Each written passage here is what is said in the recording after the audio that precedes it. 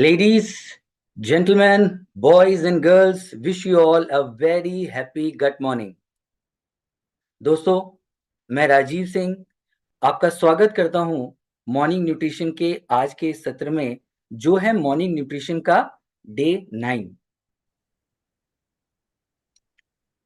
Friends, हमारा vision है सभी को एक बेहतर और स्वस्थ जीवन जीने में मदद करना। और शुरुआत हम खुद से और खुद के परिवार के साथ करते हैं। इसीलिए बहुत ज़रूरी है हेल्दी हैबिट्स बनाना और उन्हें मेंटेन करना। और इसीलिए न्यूट्रालाइट मॉर्निंग न्यूट्रिशन लाता है आप लोगों के लिए रोज़ एक पावर पैक्ड सेशन। हर सुबह की हम शुरुआत करते हैं कुछ इंटरेस्टिंग हेल्दी टिप्स पाके, और साथ ही साथ कुछ बढ़िया नॉलेज हम लेते हैं, जिसे हम अपने रोज़ाना की दिनचर्या में इस्तेमाल कर सकते हैं। और हाँ, बड़ा इंटरेस्टिंग पार्ट जो मेरा फ़ेवरेट है, recipe of the day, exercise tips. ये हमारे मॉर्निंग सेशन को बना देती है एक कंप्लीट पैकेज। नॉलेज सेशन में कल हमने जाना फैट्स के बारे में। इनफैक्ट मैं आप लोगों से कुछ प्रश्न करना चाहता हूँ। आप लोग प्लीज़ चैट बॉक्स में लिखकर ज़रूर उत्तर दीजिएगा। मैं पूछना चाहता हूँ कि क्या फैट होना और हेल्दी होना एक ही बराबर है? आप चैट बॉक्स में मुझे लिख के बताएँ, fat is it equal to being healthy? Fat होना और हेल्दी होना क्या एक बराबर है? आपको ऐसा लगता है? अगर आप ये सोच रहे हैं कि मैं ये प्रश्न क्यों पूछ रहा हूँ, मैं आपको ये प्रश्न का रीज़न भी बता देता हूँ। कई बार जब हम किसी से पूछते हैं या किसी से बात करते हैं, तो हम उनसे किस तरह से बात करते हैं? हम कहते हैं, "वही व्यक्ति ना जो थोड़ा-सा हेल्दी है, वही बिटिया ना जो थोड़ी-सी हेल्दी है।" एक्चुअली आप लोगों ने चैट बॉक्स में लिख के भेजा है नो, सभी ने लिखा है नो। फैट होना और हेल्दी होना एक बराबर नहीं होता। लेकिन जब हम किसी के बारे में बात करते हैं, तो हम उस व्यक्ति को फैट कहना पसंद नहीं करते हैं। हम क्या कहते हैं? वो थोड़ा-सा हेल्दी है, क्योंकि फैट हमें लगता है बुरा। लेकिन कल के सेशन में हमने जाना कि एक्चुअली फैट होता क्या है? किस तरह से फैट एक इम्पोर्टेंट न्यूट्रिएंट है। ये हमारे शरीर की मैं कहूँगा बैकअप बैटरी के रूप में काम करता है। हमारे शरीर में एनर्जी स्टोरेज, ब्रेन फंक्शन, हम जो न्यूट्रिशन लेते हैं शरीर में उसके बेहतर एब्ज़ॉर्प्शन, हार्मोन प्रोडक्शन, इन सभी चीज़ों में फैट एक महत्वपूर्ण रोल प्ले करता है, ये हमने कल जाना। साथ ही साथ हमने जाना डाइटरी फैट के बारे में, non essential fats, saturated fat, trans fat के बारे में। उसके अलावा अनसैचुरेटेड फैट्स हमने जाना मोनो अनसैचुरेटेड फैट और पॉली अनसैचुरेटेड फैट के बारे में। पॉली अनसैचुरेटेड फैट जिसे पीयूएफए पूफा भी कहा जाता है। हमने जाना उसमें ओमेगा 3 और ओमेगा 6 के रोल्स। ओमेगा 3 जो हमें फिश, फ्लैक्स सीड्स, शिया, वॉलनट्स में मिलता है, जिसके बेनिफिट्स हैं कि हमारे हृदय को ये हेल्दी बना के रखता है, एंटी इन्फ्लेमेटरी होता है, ब्रेन फंक्शन में मदद करता है। ओमेगा 6 जो हमें मिलता है अंडों से, सनफ्लावर ऑयल, कॉर्न ऑयल से, फ्लैक्स सीड से। और इसका अ, महत्व होता है कि ये हमारे रोग प्रतिरोधात्मक शक्ति को बेहतर बनाता है, हार्मोन सिंथेसिस में मदद करता है। और हाँ, बहुत ज़रूरी है कि इस ओमेगा 3 और ओमेगा 6 का सामंजस्य, एक बढ़िया बैलेंस हो। इसका एक बढ़िया अनुपात होता है 1 यूनिट ओमेगा 3 और 2 यूनिट ओमेगा 6, जो रियलिटी में हो जाता है 1 यूनिट ओमेगा 3 और 20 यूनिट के आसपास ओमेगा 6। और इसीलिए महत्वपूर्ण रोल होता है सप्लीमेंटेशंस का, जो कि बहुत इम्पोर्टेंट होते हैं। सो कल के सेशन में हमने इस तरह से बढ़िया बहुत सारी जानकारी पाई, इसी तरह से आज भी हम कुछ इंटरेस्टिंग हेल्थ टिप्स जानेंगे, कुछ जानकारी पाएँगे, रेसिपीज़ और एक्सरसाइज़ ऑफ द डे, जिसका हम फ़ायदा उठाएँगे, जो कि बड़ा एक यूनिक सपोर्ट हमें मिल रहा है इस कार्यक्रम के ज़रिए। तो चलिए, मैं आपके और आज के जो हमारे स्पीकर्स हैं, उनके बीच में ज़्यादा समय नहीं लूँगा। मैं चाहूँगा कि मैं आपको मिलाऊँ हमारे अपने फ़ेवरेट, जिन्हें हम प्यार से हमारे अपने एसआरके भी कहते हैं, उनसे। मैं आपको वापस एक बार मिलाना चाहूंगा। मैं इनवाइट करना चाहूंगा डॉक्टर श्याम रामकृष्णन, जो हैं director innovation and science India and south east Asia market. ये पीएचडी हैं university of Texas medical branch USA से, पोस्ट डॉक्टरल फेलोशिप के साथ हार्वर्ड मेडिकल स्कूल यूएसए से। ये हमारे साथ रोज जुड़ते हैं कुछ बढ़िया बातें करने के लिए। तो मैं इनवाइट करना चाहूंगा हमारे इस वर्चुअल मंच पे डॉक्टर श्याम को। Doctor Shyam, over to you sir. नमस्कार राजीव एंड नमस्कार सबको मेरे तरफ से। राजीव, आपने बहुत अच्छी बात किया। अगेन आपने जो कल के बाद जो ओमेगा 3 के फूफा की, बहुत बहुत इम्पोर्टेंट। मैंने 4 साल पहले मेरा ब्लड चेक किया था वो रेशियो के लिए, और रेशियो बहुत अच्छी तरह निकल गया था। तो मुझे बहुत खुश खुश हुआ कि मेरा रेजिमेंट, मेरा हैबिट्स मुझे हेल्प कर रहा है। तो थैंक यू राजीव इस बात में रिमाइंड, आज आज फिर से एक बात रिमाइंड करने के लिए। दूसरी बात है कि आपने हैबिट के बारे में बताया। हैबिट्स बहुत बहुत इम्पोर्टेंट है। तो मुझे दो हैबिट्स बिल्कुल पसंद है। एक है कि मेरा एक्सरसाइज, दूसरा है मेरा सप्लीमेंटेशन। तो सप्लीमेंटेशन में डाइट के साथ, सो ये दोनों मेरा हेल्थी हैबिट्स है। मैं एटलीस्ट मैं तो सोच रहा हूँ कि ये है मेरा हैबिट्स। ऑफ कोर्स नो, आज आज एक बहुत इम्पोर्टेंट चीज हमें डॉक्टर तुषा बेंगर बताएगी। डॉक्टर तुषा है, आपको पता है, एमडी आयुर्वेदा। मैंने खुद उनको इंटरव्यू करके सिलेक्ट किया है, तो मैं बहुत बहुत खुश हूँ कि वो हमारे साथ हैं। और वो इतने हार्ड वर्किंग एमडी है। सुबह मुझे पता नहीं 5 बजे उठते हैं और रात को 10 बजे तो वर्क करती है। क्योंकि उतना उसका लेकिन उनका, मुझे पता है उनका डाइट, उनका उनका रेजिमेंट बहुत रेजिमेंटेड है, मीनिंग डिसिप्लिन्ड है। तो इसके लिए मैं बहुत खुश हूँ कि वो आज हमारे साथ हैं और हमें आज कार्बोहाइड्रेट्स और फाइबर के बारे में कुछ बताएगी। आपको पता है उन्होंने एमडी किए हैं राजीव गांधी यूनिवर्सिटी से, बहुत प्रेस्टिजियस यूनिवर्सिटी बेंगलुरु के। और उनके बहुत सारे एक्सपीरियंस है ट्रीट पेशेंट्स को ट्रीट करने और फिर रिसर्च करने न्यूट्रिजिनोमिक्स में। तो बहुत सारे एक्सपीरियंस है। तो इसके लिए मैं बहुत गर्व से कहता हूँ कि वेरी प्राउड ऑफ हमारे साथ है। लेकिन डॉक्टर तुषा आने से पहले एक हैबिट के बारे में बताऊंगा। वो है मेरा एक्सरसाइज हैबिट। तो मुझे ये याद है कि मेरे दोस्तों मेरे जैसे एक्सरसाइज नहीं करते, लेकिन वो हमें हर वक्त बताते, देखो डॉक्टर श्याम, मैं तो वीकेंड में करता हूँ। देखो मैं 2 दिन में, एक हफ्ते में मैं हर दिन नहीं जा सकते जिम। मैं सिर्फ 2 दिन जाता हूँ। अब मुझे पता है कि वो 2 दिन जाना कितना इम्पोर्टेंट है। और मैं उनको सिर्फ बताता हूँ कि ठीक है, आप अगर 2 दिन जाए हो तो प्लीज ट्राई टू फॉर और एक दिन। लेकिन मैंने एक एक बहुत अमेजिंग स्टडी कल देखा था, तो मैंने सोचा कि आपसे उसके बारे में जरा चर्चा करूं। तो ये मैसाचुसेट्स जनरल हॉस्पिटल में किया था। मैसाचुसेट्स जनरल हॉस्पिटल दुनिया के बहुत बहुत इम्पोर्टेंट, मोस्ट फेमस हॉस्पिटल है। बॉस्टन में है, हार्वर्ड मेडिकल स्कूल के बहुत पास है। वहाँ के डॉक्टर्स हर वक्त यहाँ एमजीएच बोलते हैं, मैसाचुसेट्स जनरल हॉस्पिटल से काम करते हैं। तो मुझे पता है कि वहाँ के स्टडीज हर वक्त मजेदार होते हैं, वेरी इंटरेस्टिंग स्टडीज होते हैं, बहुत कूल। तो उन्होंने देखा कि अलग अलग तरीके से एक्टिव रहना से, अगर आप डिफरेंट वेज कहीं अलग अलग तरीके से एक्टिव होने के लिए आपके हार्ट और ओवरऑल हेल्थ पे क्या असर पड़ता है, वो उनका एम था। तो बात यह है, इस स्टडी में उन्होंने किया। उन्होंने 2 ग्रुप के लोगों को देखा गया। एक ग्रुप जिसे वीकेंड वॉरियर्स बोलते हैं, उन्होंने अपना ज्यादा एक्सरसाइज सिर्फ 1 या 2 दिन में कर लिया, बस 1 या 2 दिन में पूरा वीक एक्सरसाइज 1 या 2 दिन में। दूसरा ग्रुप अपना एक्सरसाइज पूरी वीक में स्प्रेड करके करता था, जैसे कि मैं तो हर दिन और 6 दिन मैं एक्सरसाइज करता हूँ, राइट। तो मेरे जैसे थे। दोनों ग्रुप ने हर वीक कम से कम हर वीक कम से कम 150 मिनट एक्सरसाइज की, जो लगभग 2 घंटे की फुटबॉल प्ले करना या डांस प्रैक्टिस करना क्या क्रिकेट खेलना, क्रिकेट से जरा तेज होते हैं, लेकिन वैसे 2 घंटे का प्रैक्टिस था, वो बराबर होता था।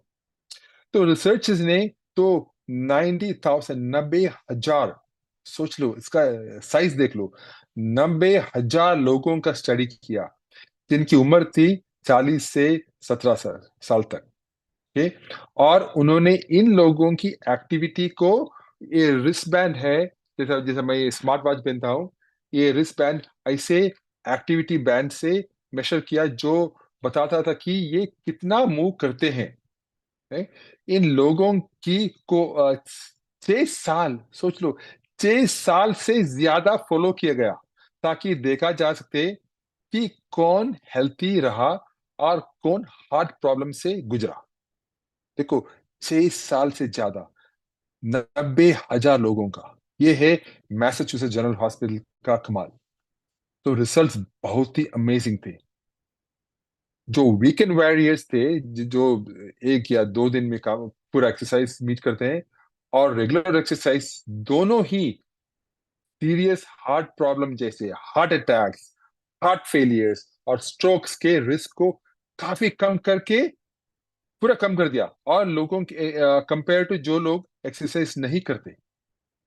तो जैसे वीकेंड वॉरियर्स का हार्ट अटैक्स का रिस्क सोच लो, वीकेंड वॉरियर्स का हार्ट, वॉरियर्स मतलब सिपाही, राइट, उनको सिपाही बोलते हैं क्योंकि वो 2 दिन बहुत जोशीले एक्सरसाइज करते हैं, तो उनको वीकेंड वॉरियर्स बोलते हैं। तो 2 दिन, तो उनका हार्ट का रिस्क, हार्ट अटैक का रिस्क 27%, और हार्ट फेलियर का रिस्क 38% कम था। सोच लो, 27% और 38% को रेगुलर एक्सरसाइज का भी लगभग ऐसे ही बेनिफिट था। तो मैं 6-7 दिन काम एक्सरसाइज कर रहा हूँ, उन उसका बेनिफिट वही था जिन लोग 2 दिन या 1 या 2 दिन वो 150 मिनट मीट करते हैं। ओके, तो ये स्टडी दिखाता है कि अगर आप अपना एक्सरसाइज पूरी वीक में स्प्रेड करते हो या वीकेंड में पैक करते हो, फर्क नहीं पड़ता। राइट, जो इंपॉर्टेंट है वो है कि एक्टिव रहना और मूव करना, बस वही इंपॉर्टेंट है। राइट, तो चाहे आपको स्पोर्ट्स पसंद हो, डांस पसंद हो, क्रिकेट पसंद हो, बाइक राइड या फ्रेंड्स के साथ भागना, बस एक्टिव रहो। राइट, एक्टिव रहना आपको हेल्थी और स्ट्रांग रखता है, और फ्यूचर में आपके हार्ट को बहुत अच्छी तरह से प्रोटेक्ट करता है। तो याद रखो, एक्टिव रहना मजेदार भी है और आपके लिए बहुत अच्छा है। तो जो आपका पसंद है वो करो और मूव करते रहो। आपका फ्यूचर सेल्फ सिर्फ आपको थैंक यू बोलेगा, हर दिन थैंक यू बोलेगा। आपका फैमिली बोलेगा आपको थैंक यू, आपकी चिल्ड्रन बोलेंगे आपको थैंक यू, आपके ग्रैंड किड्स बोलेंगे आपको थैंक यू। तो थैंक यू फॉर लिसनिंग। तो यही था मेरा आज का सोच टीम। तो एक्टिव रहना बहुत इंपॉर्टेंट है। तो चलिए, अब मिलेंगे डॉक्टर तुषा अबिंगर से। Doctor tussah, stage is yours. Thank you, Dr. Sham. Good evening to you and good morning to everyone.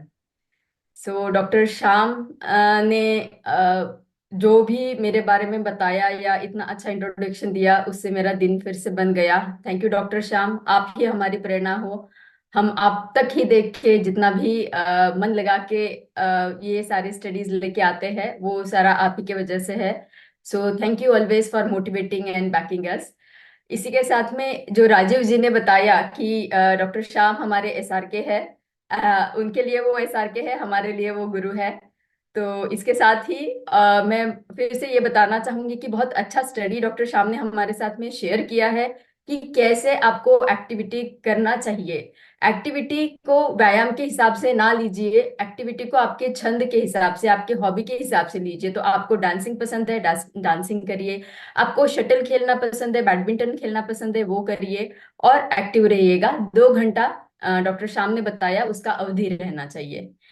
तो चलिए, इसी के साथ में आज के हमारे सत्र में हम जाएंगे। और आगे बढ़ते हुए मैं अपना स्क्रीन शेयर कर रही हूँ, और स्क्रीन शेयर के साथ में आज का मैं सत्र शुरू करूंगी आपके लिए। लेकिन आज का सत्र शुरू करने से पहले मैं आपको थोड़ा सा पीछे लेके जाना चाहूंगी, जो कि हमारे 6th डे में हमने डिस्कशन किया था। उस दिन में मैं लेके जाना चाहूंगी। आप सोच रहे होंगे कि आज का हमारा 9वां दिन है, लेकिन हम 6th डे के बारे में क्यों डिस्कशन कर रहे हैं।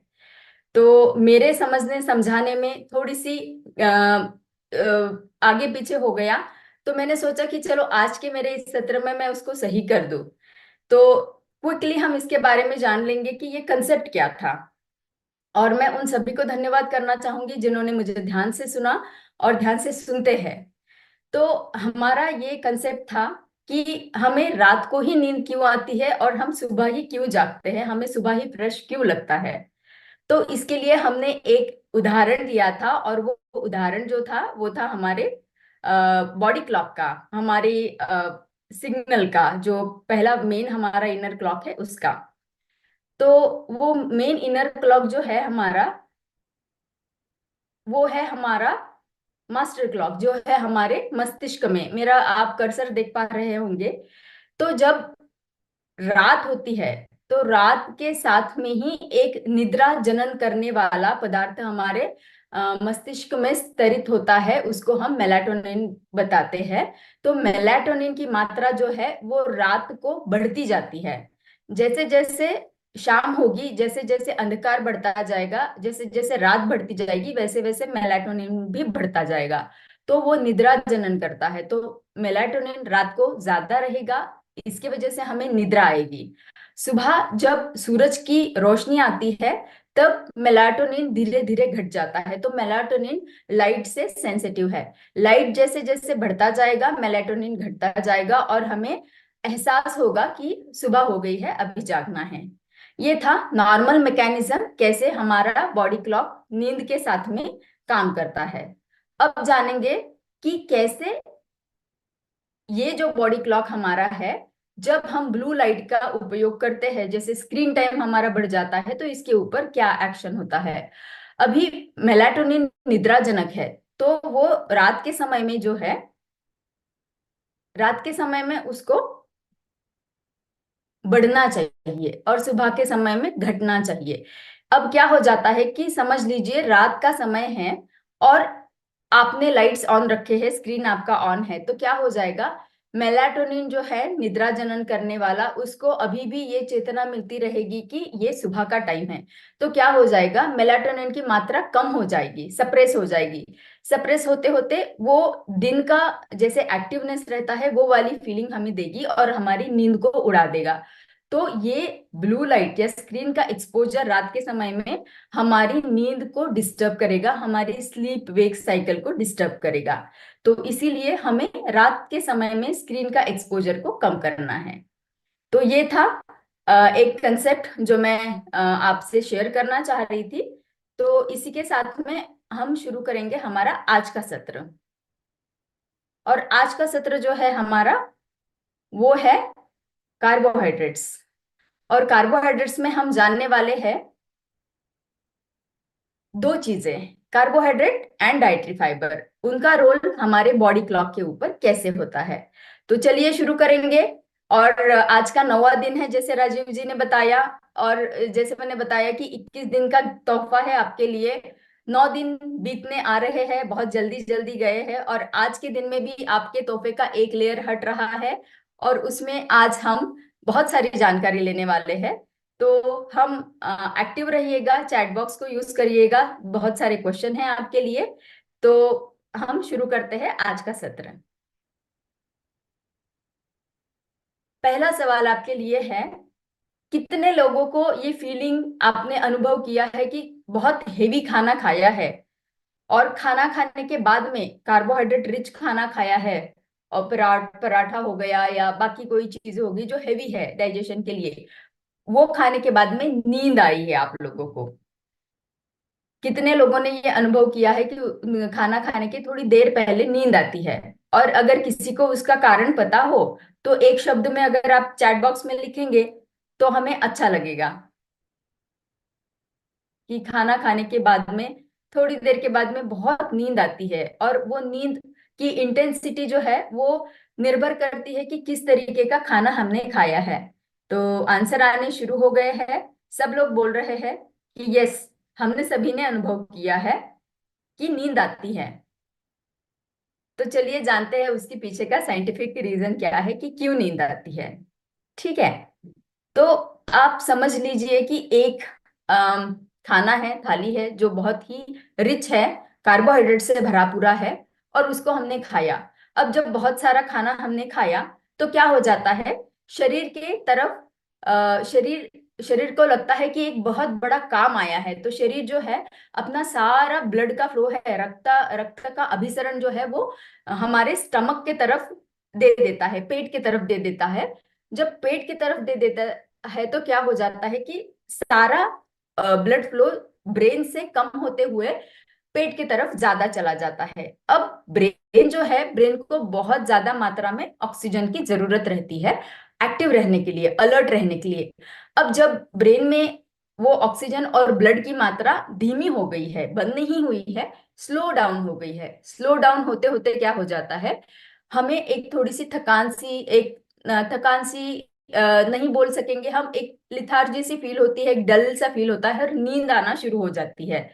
तो ये कारण है कि क्यों हम लोग जब हेवी खाना खाते हैं तब हमें बहुत नींद आती है। उसको थोड़ा कालावधि लगता है जब ब्लड का फ्लो हमारे पेट की तरफ जाता है।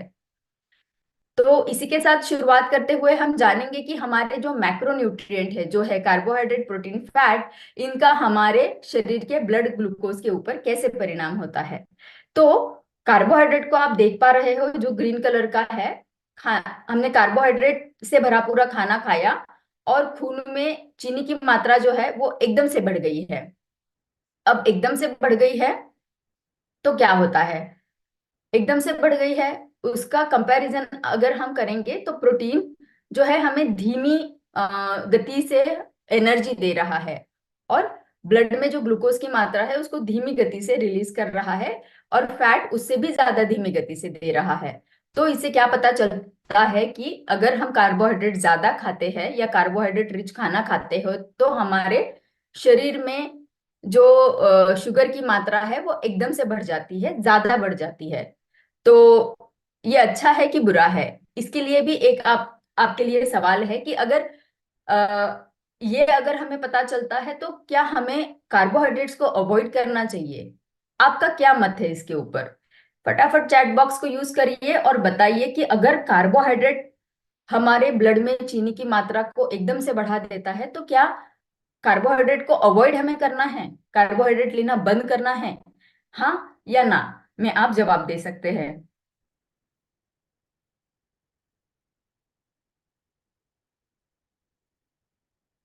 तो बलोदी जी ने बताया कि नॉट गुड, बैड है हमारे लिए। सपना जी ने भी बताया अवॉइड करना चाहिए, यस बोल रहे हैं सब लोग। बैड है, नहीं लेना चाहिए भी बताया है, एब्सोल्युटली नहीं लेना चाहिए। बैड है, हाँ, त्रिपाठी जी ने बताया कि यस, ओके, कम करना चाहिए। आपके सभी के आंसर बहुत उत्तेजना देने वाले हैं, और ये सही बात है कि कार्बोहाइड्रेट अगर है तो हमें उसको क्या पूरी तरीके से बंद करना चाहिए या लिमिट करना चाहिए, चलिए जानेंगे। कार्बोहाइड्रेट को हम पूरी तरीके से लेना बंद नहीं कर सकते हैं। क्यों नहीं बंद कर सकते हैं, क्योंकि ब्रेन जो हमारा सबसे वाइटल ऑर्गन है उसकी डिपेंडेंसी हमारे कार्बोहाइड्रेट के इंटेक के ऊपर रहती है, क्योंकि ब्रेन में जो न्यूरॉन्स है उन न्यूरॉन्स को ज्यादा से ज्यादा कार्बोहाइड्रेट की मतलब ग्लूकोज की रिक्वायरमेंट रहती है अपना फंक्शन को नॉर्मल करने के लिए। तो ऐसा ब्रेन एक ऑर्गन है हमारे शरीर में जो कि कार्बोहाइड्रेट के ऊपर निर्भर है, इसीलिए हम कार्बोहाइड्रेट को पूरी तरीके से बंद नहीं कर सकते हैं। दूसरी बात यह है कि कार्बोहाइड्रेट जो है वो हमको क्विकली एनर्जी भी देता है। तो जब हम थके हुए हैं, हमें एकदम एनर्जी चाहिए, तो कार्बोहाइड्रेट ही अच्छा उपाय रहेगा। तीसरी बात है कि ये हमारे मैक्रोन्यूट्रिएंट जो हमारे शरीर के लिए तीन इंपॉर्टेंट आधार स्तंभ है उसमें से एक है। पहला है कार्बोहाइड्रेट, दूसरा है प्रोटीन, तीसरा है फैट, तो वो इंपॉर्टेंट है हमारे शरीर के लिए। चौथी बात यह है कि हमारे जो फूड प्लेट में है वो रिकमेंडेड है कि एक चौथाई भाग हमारे खाने की प्लेट में कार्बोहाइड्रेट रहना है। तो हमें ये समझ में आया है कि कार्बोहाइड्रेट भले ही शुगर की मात्रा को खून में बढ़ाता है, लेकिन हम उसको लेना पूरी तरीके से बंद नहीं कर सकते हैं। अब कार्बोहाइड्रेट के बारे में हमने जाना, हम बात कर रहे हैं उसके बारे में, तो चलिए जानते हैं कार्बोहाइड्रेट क्या है। कार्बोहाइड्रेट एक ऑर्गेनिक कंपाउंड रहता है जो शरीर में घुल मिल जाता है आसानी से, और उसमें कार्बन, हाइड्रोजन और ऑक्सीजन के मॉलिक्यूल रहते हैं। ये हमारे शरीर को एनर्जी देने वाला एकमात्र पहला उपाय है, मतलब बहुत क्विकली देने वाला। प्रोटीन और फैट भी देते हैं, लेकिन कार्ब्स जरा जल्दी देते हैं, और उनसे जो एनर्जी कार्बोहाइड्रेट से हमें मिलती है उसमें ब्रेन और मसल्स ज्यादा से ज्यादा उसको उपयोग करते हैं। और ये बात तीसरी है कि जो कार्बोहाइड्रेट है उसमें शुगर्स, फाइबर्स और स्टार्चेस भी रहते हैं। तो ये इन शॉर्ट हो गया कार्बोहाइड्रेट क्या है, ये हमने यहाँ समझ लिया। आगे चलते हैं। ये स्लाइड मैं आपको एक्सप्लेन करना चाहूंगी, लेकिन इससे पहले आप अगर टाइटल पढ़ते हो और टाइटल पढ़ने के बाद में आपके माइंड में एक मैकेनिज्म आता है जो हमने पहले भी डिस्कशन किया है, उसका नाम अगर आप चैट बॉक्स में डालेंगे तो मुझे समझ में आएगा कि आपको पहले वाले सत्र में हमने जो इंफॉर्मेशन दी है वो याद है या नहीं। फ्यूल और बॉडी, हमारा एक एग्जाम्पल था कार का, हमने दिया था, और बॉडी का दिया था। तो वो एग्जाम्पल दिया था कि कैसे हमारे शरीर में हम जो चीजें लेते हैं वो हमारे एनर्जी में कन्वर्ट हो जाती है। उसके पीछे एक मैकेनिज्म हमने आपको बताया था। उस मैकेनिज्म का नाम अगर किसी को याद है, यस अरुण, अरुण जी ने बताया है मेटाबॉलिज्म, सबसे पहला आंसर मैं देख पा रही हूँ। संतोष जी ने दूसरा आंसर दिया है, बहुत सही, बहुत सही जा रहे हैं। अनु, अनु जी ने बताया है, दीपक जी ने बताया है, सतिंदर जी ने बताया है, यस चंद्रा जी ने बताया है, प्रार्थना नायर, ठीक है। तो बहुत सारे, राम सागर जी, यस नीलोबा जी, बहुत सारे आंसर आ रहे हैं। खुशी हुई मुझे ये जान के कि जो भी हमने आपको इंफॉर्मेशन पहले दिया है वो आप सभी को याद है। तो यही मेटाबॉलिज्म, हम जब कार्बोहाइड्रेट को लेते हैं तो कैसे हमारे शरीर में घुल मिल के जो हमारे शरीर के लिए फ्यूल बनाता है मेटाबॉलिज्म करके, वो कैसे, ये यहाँ पे हम जानेंगे। क्या हो जाता है जब हम कार्बोहाइड्रेट को लेते हैं, वो हमारे शरीर में फूलता जाता है। एक समझ लो एक माला है मोतियों की जो हमने ली है, और उसको हम स्ट्रेच कर रहे हैं, उसको हम थोड़ा टेंशन दे रहे हैं, तो उसको स्ट्रेच कर रहे हैं, स्ट्रेच कर रहे हैं। एक एक समय ऐसा आता है जब ये मोतियों की माला बिखर जाती है। अब जब बिखर जाती है तो क्या हो जाता है, पेट से वो निकल के एब्सॉर्ब, और ये है हमारा ब्लड स्ट्रीम। तो ब्लड स्ट्रीम के अंदर है, घुल मिल गई है वो, अभी एब्सॉर्ब हो जाती है ब्लड स्ट्रीम में, और ग्लूकोज के फॉर्म में सेल्स में जाना शुरू कर देती है। और सेल्स में ग्लूकोज कैसे जाता है, इंसुलिन के मदद से। तो वो एंटर कर रहा है हमारे सेल्स में, क्योंकि उनको एनर्जी देनी है, सेल्स को एनर्जी देनी है अपना काम करने के लिए। अब अगर आप एक्सरसाइज करोगे तो ये जो ग्लूकोज शरीर में आया है, सेल्स में आया है, ये यूज होता जाएगा। अगर आप एक्सरसाइज नहीं करोगे तो क्या करेगा शरीर, एनर्जी को स्टोर करता जाएगा फैट के फॉर्म में, ठीक है, क्योंकि वो बाद में हमें यूटिलाइज होगा। तो ये हमने समझा कि कैसे हमारा कंजम्पशन कार्बोहाइड्रेट का शरीर में हमारे हमको एनर्जी देता है, और कैसे उसका हम उपयोग कर सकते हैं। अब जानेंगे कि कार्बोहाइड्रेट के क्या प्रकार है। जैसे मैंने बताया कि सिंपल कार्बोहाइड्रेट आप समझोगे तो एक एक जैसे से मोतियों की माला है, तो उसमें अलग कुछ नहीं है, वो ब्रेक करना थोड़ा आसान हो जाता है। कॉम्प्लेक्स जो है उसमें आते हैं स्टार्चेस और फाइबर्स, तो इसमें अलग अलग मोती मोती पिरोए गए हैं जो कि अलग स्ट्रक्चर के हैं या अलग मटेरियल से बने हुए हैं, लेकिन वो है तो कार्बोहाइड्रेट। इसका आसान एग्जाम्पल मैं आपको बताना चाहूंगी कि गेहूं है कार्बोहाइड्रेट, गेहूं है पूरे फॉर्म में। अब हमने गेहूं को पीस दिया, पीस देने के बाद में क्या हो गया कि गेहूं का जो एक आउटर लेयर रहता है वो अलग हो जाता है, वो है फाइबर, ठीक है। उसको हम यूज नहीं करते हैं, उसको हम फेंक देते हैं। एक्चुअली वो हमारे शरीर के लिए बहुत महत्वपूर्ण है।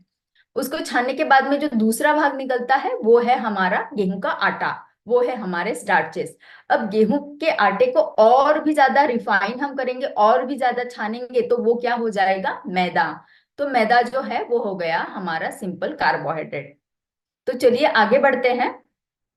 हमने अभी इसमें तीन भाग जाने हैं ना, कि सिंपल कार्बोहाइड्रेट, कॉम्प्लेक्स, कॉम्प्लेक्स में है स्टार्चेस एंड फाइबर। तो फाइबर को हमें आज डिटेल में जानना है, तो चलिए जानेंगे फाइबर क्या है।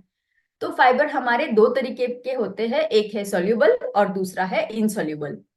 अब सोल्यूबल को हम समझेंगे एक स्पॉन्ज।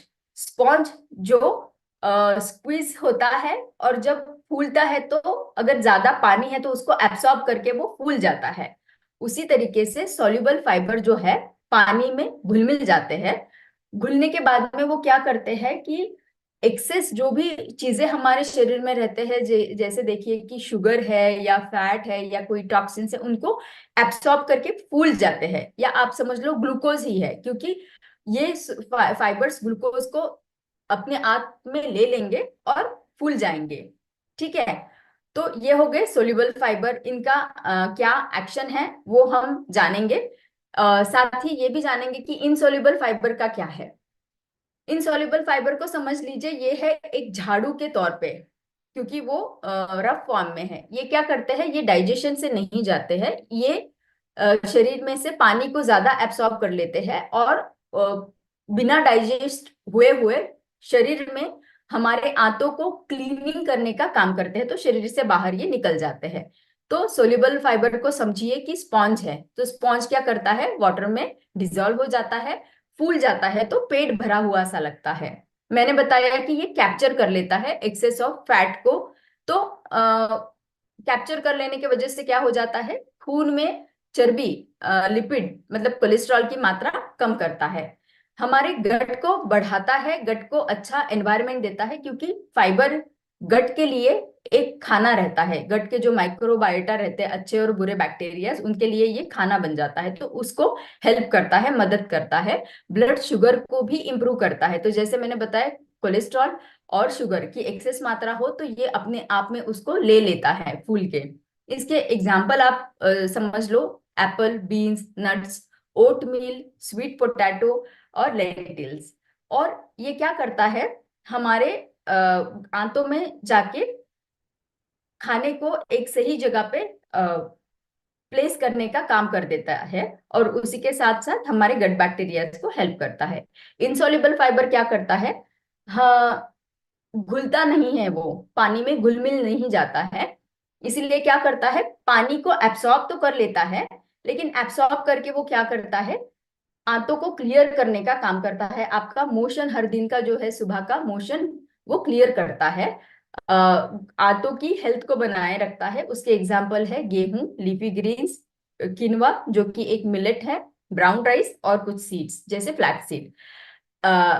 तो इसके साथ में जो है, पानी एब्सॉर्ब करने की वजह से बल्क बढ़ जाता है, उसका आकार बढ़ जाता है। तो हमारा जो स्टूल्स रहते हैं, आंतों को क्लियर करने के लिए स्टूल को ज्यादा बल्क मिल जाता है, तो आसानी से मोशन पास हो जाता है। इसीलिए हमारे बावेल्स को रेगुलेट करने में इसका मदद होता है। अब जाने कि कैसे हमारे सॉल्युबल और इनसॉल्युबल फाइबर्स हमारे डाइजेशन को प्रभावित करते हैं, कैसे उनका डाइजेशन होता है। तो समझ लीजिए कि फूड जो है, फाइबर हमने लिया है, ये गया है हमारे स्टमक में, ये है हमारा पेट, जिसमें हम खाना खाते ही यहाँ हमारा खाना पहुंच जाता है और यहाँ डाइजेशन प्रोसेस शुरू हो जाती है। तो पानी में मिल गया है सॉल्युबल फाइबर हमारा, और पार्शियली डाइजेस्ट होना शुरू हो गया है स्टमक में। अब स्टमक से ये चला जाता है स्मॉल इंटेस्टाइन में। ये जो अंदर का एक पोर्शन है पीला वाला, ये है हमारा स्मॉल इंटेस्टाइन। इसमें क्या हो जाता है कि सोल्यूबल फाइबर जो है एंट्रैप्स दी शुगर, फैट एंड कोलेस्ट्रॉल। जो एक्स्ट्रा शुगर है, एक्स्ट्रा फैट है, एक्स्ट्रा लिपिड, कोलेस्ट्रॉल है, उनको कैप्चर कर लेता, उनको एक बंधन में बांध लेता है, ताकि वो हमारे ब्लड में ना जाए, ताकि हमें उससे ब्लड में ना जाते हुए हमारे शरीर में शुगर, फैट और कोलेस्ट्रॉल की मात्रा ना बढ़े। तो फाइबर लेना कितना महत्वपूर्ण है, क्योंकि वो बाइंड करके मोशन के थ्रू उनको बाहर निकालता है, ब्लड में नहीं जाने देता है। अब इनसॉल्युबल फाइबर की क्या एक्शन है। इनसॉल्युबल फाइबर क्या करते हैं, डाइजेस्ट नहीं होते हैं, पेट से निकल के आंतों में चले जाते हैं और लार्ज इंटेस्टाइन में वो क्या करते हैं, फूल जाते हैं। तो फूल जाने के बाद में क्या हो जाता है कि हमारा बावल मतलब स्टूल्स को जो है, फीकल मैटर को जो है बल्क मिलता है, वो बल्की हो जाते हैं, तो मोशन पास होना आसान हो जाता है। तो हमने एक्शन जान लिया, उनका कर्म जान लिया कि वो कैसे करते हैं, और उससे जानेंगे कि हमें फायदे क्या मिलते हैं। पहली बात तो हमारा कंट्रोल कर सकते हैं, वजन अच्छी तरीके से मैनेज कर सकते हैं। दूसरी बात मेटाबॉलिक हेल्थ के लिए बहुत इंपॉर्टेंट है। तीसरी बात है शुगर को, ब्लड शुगर को मेंटेन कर, जैसे हमने अभी जाना कि वो उसको जगड़ लेते हैं। चौथी बात है हार्ट हेल्थ, जैसे हमने पहले ही जाना है कि कैसे कोलेस्ट्रॉल को भी ये कम करता है। तो ये फायदे देख लिए हमने कॉम्प्लेक्स कार्ब्स की। अब जानेंगे कि फाइबर हमारे आंतों को कैसे मजबूत बनाता है। तो मैंने बताया कि दो तरीके के बैक्टीरिया रहते हैं, गुड एंड बैड। तो गुड वाले हमारे फ्रेंड रहते हैं, हम उनको गट माइक्रोबायोम बताते हैं, लेकिन ये दोनों भी प्रेजेंट रहते हैं। अब इनमें से गुड बैक्टीरिया जो है उनको हमें बढ़ाना है, तो उनको बढ़ाने के लिए फाइबर क्या करता है, फाइबर उनका खाना बनता है, बैक्टीरिया का खाना है फाइबर। जब ज्यादा फाइबर मिलता है तो गुड बैक्टीरिया बढ़ जाते हैं और बेनिफिशियल हो जाते हैं, और धीमे धीमे बैड बैक्टीरियाज की मात्रा कम हो जाती है।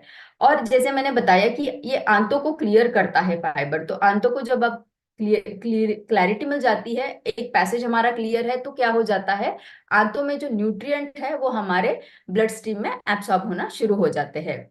और क्या करता है फाइबर, ये जो है इंफ्लेमेशन जो है आंतों का उनको कम करता है, कोलेस्ट्रॉल को कम करता है, और हमारे हार्मोन्स को भी बैलेंस करने का काम ये कर सकता है। बाद में जानेंगे कि फाइबर जो है कैसे, हमने अभी जाना कि जो हमारे आंतों के थ्रू टॉक्सिन्स को भी कैप्चर करता है और हमारे सिस्टम से, पेट से बाहर निकाल देता है, तो इसीलिए ये आंतों को स्ट्रांग बनाता है। अच्छा, तो मैंने तो आपको स्लाइड दिखा दी है अभी, तो भी मैं फिर से सवाल पूछना आपको चाहूंगी कि चलिए हमने अब तक तो जाना कि कार्बोहाइड्रेट्स क्या है, फाइबर क्या है, उनके प्रकार क्या है, वो कैसे हमारे डाइजेशन को प्रभावित करता है, क्या क्या फायदे देता है। तो आप अभी ये तो समझ लिया है कि कार्बोहाइड्रेट पूरा बंद नहीं कर सकते हैं, उसको लेना है, लेकिन लेना है तो क्या उसकी क्वांटिटी ही हमें देखनी है या उसकी क्वालिटी भी देखनी है? आप क्या कहना चाहोगे? क्या दोनों जरूरी है, या ओनली क्वालिटी इंपॉर्टेंट है, या ओनली क्वांटिटी इंपॉर्टेंट है? दोनों में से आप किसको चुनना चाहोगे? आप चैट बॉक्स का यूज करके मुझे बता सकते हो कि क्या जरूरी है। अच्छा, अरुण जी ने बताया कि दोनों जरूरी है, क्वालिटी और क्वांटिटी दोनों भी जरूरी है हमें लेना। ठीक है, अच्छा आंसर है। राइडर जी ने बताया है दोनों नहीं लेना है। अच्छा, both, okay, yes both, both quality quantity दोनों जानना जरूरी है। सही जवाब है दोनों जानना जरूरी है। तो चलिए जानेंगे, क्वांटिटी से शुरुआत करेंगे, बाद में क्वालिटी के ऊपर जाएंगे। तो क्वांटिटी की बात अगर हम करते हैं, तो मात्रा कितनी रहनी चाहिए कार्बोहाइड्रेट की? तो ये जनरली देखा गया है कि जो हमारी शरीर की एनर्जी की डिमांड है, वो एनर्जी की डिमांड जो है वो कार्बोहाइड्रेट के थ्रू 50 से 55% मिलनी चाहिए हमें कार्बोहाइड्रेट के थ्रू। ये रिकमेंडेशन जो है बताया गया है। लेकिन क्या होता है, 50% हमें कार्बोहाइड्रेट से मिलना चाहिए, लेकिन हो क्या रहा है, यहाँ पे ये हो रहा है कि रियलिटी जो हमने अभी देखी है, जो भी हमें रिसर्च पेपर मिले हैं, जो भी संशोधन किए गए हैं, तो ये देखा गया है कि एक चौथाई कैलोरी इंटेक तो हमारा होल ग्रेन से हो जाता है, और एवरेज इंडियन जो है वो लगभग 47% जो है उनकी टोटल कैलोरीज जो आ जाती है वो होल ग्रेन से आ जाती है।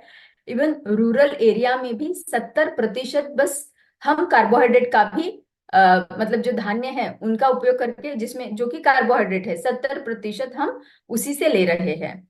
ठीक है, और हमारा प्रोसेस फूड से भी हम 10% ले रहे हैं। अर्बन जो शहरी विभाग है उसमें तो फास्ट फूड जो रहते हैं प्रोसेस्ड वाले, तो उसमें तो लगभग प्रोसेस फूड से 30% हमें आ रही है, जो कि अगर आप सभी को देखें तो ये रेकमेंडेड जो था उससे बढ़ रहा है। तो हम जितना बताया है उसको नहीं फॉलो कर रहे हैं, लेकिन जो गलत है उसको फॉलो कर रहे हैं। तो ये हो गया कार्बोहाइड्रेट के बारे में। फाइबर के बारे में जानेंगे, कितना फाइबर इंपॉर्टेंट है शरीर के लिए। तो जैसे रिपोर्ट ने बताया है कि कैसे रिकमेंडेड है फाइबर की मात्रा पुरुष के लिए। अगर एक्टिविटी आपकी ज्यादा नहीं है तो आपको 30 ग्राम फाइबर लेना है एक दिन में। आपकी एक्टिविटी मॉडरेट है, मध्यम है, तो आपको 40 ग्राम लेना है एक दिन में। आप बहुत एक्टिव हो, बहुत ही हेविली एक्टिव हो, तो आपको 50 ग्राम लेना है। उसी तरीके से महिलाओं में अगर आप एक्टिव नहीं हो तो 25 ग्राम लेना है। मॉडरेटली एक्टिव हो, मध्यम एक्टिविटी है आपकी, तो 30 ग्राम लेना है। ज्यादा एक्टिव हो तो 40 ग्राम लेना है। ये है रिकमेंडेशन। अब हम क्या करते हैं, देखेंगे कि हम इनको फॉलो करते हैं या नहीं।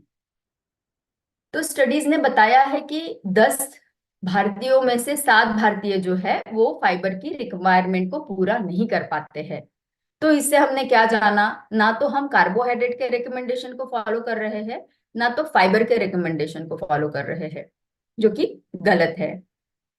इससे हमें ये जानने में आया कि क्वांटिटी को तो हमने सही तरीके से फॉलो नहीं किया है, और हमें ये भी पता चला है कि कितना हमने लेना चाहिए। तो आज से चलिए उन रिकमेंडेशंस को फॉलो करना शुरू करेंगे जो कि हमें रिसर्च ने बताए हैं। अब जानेंगे क्वालिटी के बारे में। तो आपके हिसाब से हम जब क्वालिटी बताते हैं तो वो क्वालिटी कार्बोहाइड्रेट की क्या हो सकती है? अगर कोई गेस आपके माइंड में आता है तो एक शब्द में आप चैट बॉक्स में लिखिएगा जरूर से, कि जब हम क्वालिटी बताते हैं कार्बोहाइड्रेट की तो वो क्या हो सकती है।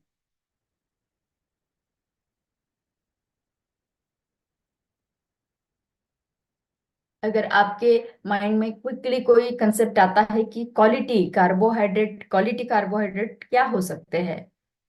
कॉम्प्लेक्स कार्बोहाइड्रेट सतिंदर जी का पहला जवाब है, बलोदी जी का दूसरा जवाब है, संतोष जी ने कॉम्प्लेक्स बताया है, कमल जी ने दोनों ही बताया है। ओके, ठीक है, चलिए, बहुत अच्छे, बहुत अच्छे। सोल्यूबल फाइबर, कॉम्प्लेक्स कार्ब्स, बहुत अच्छे। तो बहुत सही आप देख रहे हो कि क्वालिटी किस डायरेक्शन में हमें जाना है। तो जानेंगे कॉम्प्लेक्स वर्सेस सिंपल कार्ब्स क्या रहते हैं। कॉम्प्लेक्स कार्ब्स जो रहेंगे वो है लॉन्ग चेन। मैंने बताया कि मोतियों की माला है, लेकिन मोतिया जो है वो एक जैसे से नहीं है, अलग अलग है। तो वो हो गए हमारे कॉम्प्लेक्स कार्ब्स। और कंपैरिजन करेंगे सिंपल, तो वो जो है शॉर्ट रहते हैं, छोटे रहते हैं, इजीली ब्रेक डाउन हो जाते हैं हमारे शरीर में। ये लेता है लंबा समय शरीर में डाइजेस्ट होने के लिए। और सिंपल कार्ब्स ले बहुत ही जल्दी, जैसे कि शुगर है, जैसे कि मैदा है, बस शुगर को खा लो और एकदम से ब्लड में शुगर बढ़ गया। तो उसमें कोई फाइबर नहीं है, उसमें कोई समय नहीं लगने वाला है डाइजेशन के लिए। तो ये हो गया सिंपल, क्विकली एब्सॉर्ब होने वाला कार्बोहाइड्रेट। ये जो है हमारे ब्लड में धीमे धीमे बढ़ता है। ये क्या करता है, एकदम से बहुत ही गति से बढ़ जाता है, ब्लड का शुगर बढ़ा देता है। ये क्या करता है, धीमे गति से भी जाता है, और कॉम्प्लेक्स है तो वो शरीर में हमें फुलनेस देता है और लंबे समय तक एनर्जी भी देता रहता है। तो एक भरा भरापन सा हमको लगता है और लंबे समय तक एनर्जी भी मिलती है। लेकिन ये क्या करता है, क्रैशिंग फीलिंग, एकदम से एनर्जी चढ़ गई है, एकदम एक्टिव लगा है, और एकदम से डाउन हो गया है। से लाइक एक एक घंटे में, 2 घंटे में हमें लगता है कि मैं तो थक गया हूँ, फिर से मुझे कुछ खाना है। तो उसको बताएंगे जो डाउन हो जाते हैं, फटीग सा लगता है इमीडिएटली, वो है क्रैशिंग फीलिंग। बाद में है कॉम्प्लेक्स जो रहते हैं वो लेस प्रोसेस रहते हैं। सिंपल वाले हमें पता है रिफाइंड रिफाइंड करके वो प्रोसेस होके सिंपल हो जाते हैं। इसमें फाइबर ज्यादा रहता है, इसीलिए ये हमें धीमे धीमे एनर्जी देता रहता है। इसमें फाइबर नहीं रहता है। ये क्या करता है, धीमे हमें एनर्जी देता जा रहा है, लंबे समय के लिए एनर्जी देता जा रहा है, तो हमारा परफॉर्मेंस जो है, हमारी एक्टिविटी जो है वो लंबे समय के लिए बनी रही है। लेकिन सिंपल कार्बोहाइड्रेट में क्या हो जाता है, परफॉर्मेंस जो है एकदम से तो एक्टिव लगता है, थोड़ी देर के लिए आप एक्टिव रहोगे, लेकिन बाद में आपका परफॉर्मेंस डाउन हो जाएगा। फिर क्या है, एंटीऑक्सीडेंट और विटामिन से भरपूर रहते हैं, क्योंकि ये कॉम्प्लेक्स है, उसमें अलग अलग लेयर्स रहते हैं और उनमें भी एंटीऑक्सीडेंट विटामिन रहते हैं। इनमें नहीं रहती है क्योंकि हमने सारी जो लेयर्स है, सारी जो परतें हैं वो हटा दी है। एग्जाम्पल जानने हैं तो वो है कैरेट्स, आपके ब्रेड्स जो है white bread, banana, brown rice, ये हो गए हैं हमारे, sorry, whole grain bread, sorry. यहाँ आप फिर से समझ लीजिएगा कि कॉम्प्लेक्स का अगर हमें उदाहरण देना है तो कैरेट्स, वेजिटेबल्स में हम बता रहे हैं whole grain bread, not the white bread, ठीक है। तो होल ग्रेन का जो ब्रेड है उसमें थोड़ी मात्रा ये भी रहती है कॉम्प्लेक्स कार्ब्स की। बनाना है, ओट है, ब्राउन राइस है। ब्राउन राइस आपने देखा होगा कि एक लेयर रहता है उसके ऊपर। और उसके कंपैरिजन में सिंपल कार्ब्स के एग्जांपल देखेंगे तो केक है, शुगर है, फ्रूट जूसेस है, कि बस ले लो और इमीडिएटली आपका शुगर बढ़ जाएगा। तो क्वालिटी जब हमें जाननी है, कॉम्प्लेक्स वर्सेस सिंपल हमने जान लिया है, अब जब क्वालिटी हमें और आगे जाके देखना है तो क्या हमें जानना है। एग्जाम्पल लेंगे एक वाटरमेलन का और समझेंगे कि ग्लाइसेमिक इंडेक्स क्या है और ग्लाइसेमिक लोड क्या है।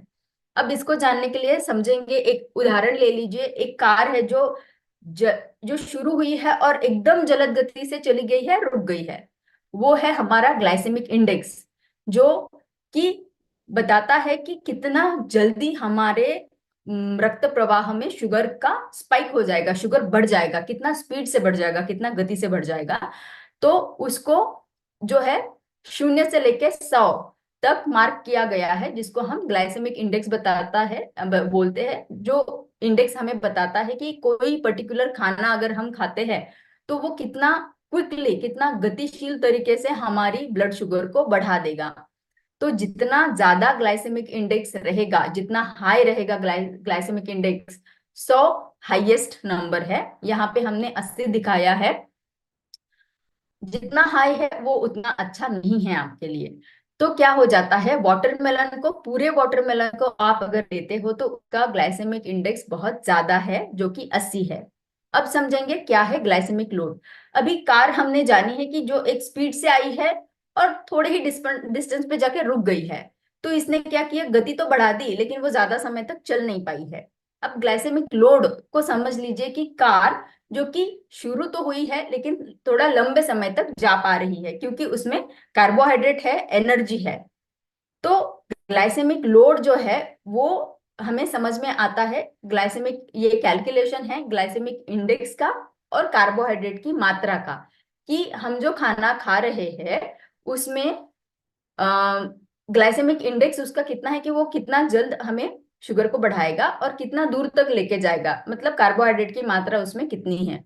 तो एक पूरा वाटरमेलन का ग्लाइसेमिक इंडेक्स बहुत ज्यादा है, लेकिन जब आप उसको एक पीस में लोगे, उसका बस एक पीस आप लेने वाले हो, तो वो जो सर्विंग है वो बताती है हमें कि उसका ग्लाइसेमिक लोड, मतलब जो शरीर में घुलनशीलता है उसकी, वो कम करते हुए वो जो है थोड़ा लंबे समय तक हमें एनर्जी देता है।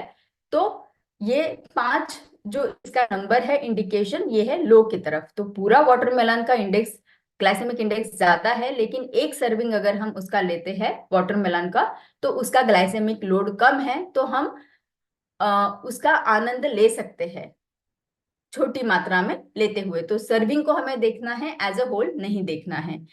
तो चलिए जानते हैं थोड़ा डिटेल तरीके से कि ग्लाइसेमिक इंडेक्स जो है ये मेजर है समझने के लिए कि कितना जल्द गति से हमारे शरीर में, हमारे ब्लड में शुगर की मात्रा बढ़ जाती है। और उसका रेफरेंस जो है, मतलब इसको कोई भी खाने को किसके साथ में कंपेयर किया गया है, तो उसको ग्लूकोज के साथ में कंपेयर किया गया है, कि एक ग्लूकोज का पाउडर अगर हम लेते हैं तो कितना जल्दी हमारा शुगर बढ़ता है खून में। और कोई पर्टिकुलर खाना अगर हम खाते हैं तो उस वो कितना जल्दी हमारा शुगर को बढ़ा देते हैं। तो जिसमें फाइबर रहेगा वो थोड़ा कम मात्रा में शुगर को बढ़ा देगा। तो ये जो है लो हम समझेंगे 0 से 55 तक। मीडियम ग्लाइसेमिक इंडेक्स से 55 to 69 तक। 70 से अगर ऊपर है तो वो हाई है। ग्लाइसेमिक लोड क्या है? ग्लाइसेमिक लोड हमें दोनों चीजों को बताता है। ये बताता है क्वांटिटी भी कार्बोहाइड्रेट का और क्वालिटी भी कार्बोहाइड्रेट का।